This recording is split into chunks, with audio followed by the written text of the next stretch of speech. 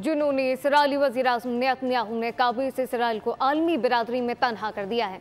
आलमी अदालत इंसाफ की समाअत जारी है, जबकि नेतन्याहू ने इसराइल को बैनुल-अक़वामी क़वानीन के दायरे इख्तियार से बाहर करार दे दिया। कहा कि इसराइल आलमी अदालत इंसाफ के किसी फैसले को तस्लीम नहीं करेगा। ब्राज़ीली सदर के ग़ज़ा की नस्लकुशी के बयानात के बाद इसराइल ब्राज़ीली कशीदगी बढ़ गई है।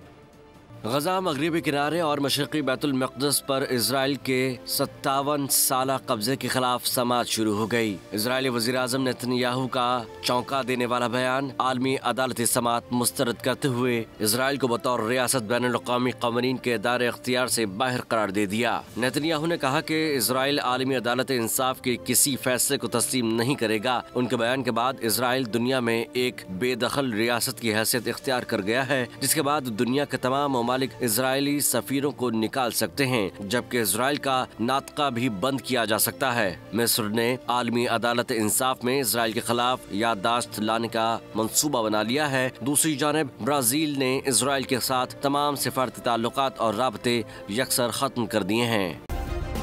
सब्सक्राइब करें और बेल दबाएं ताकि कोई खबर रह न जाए।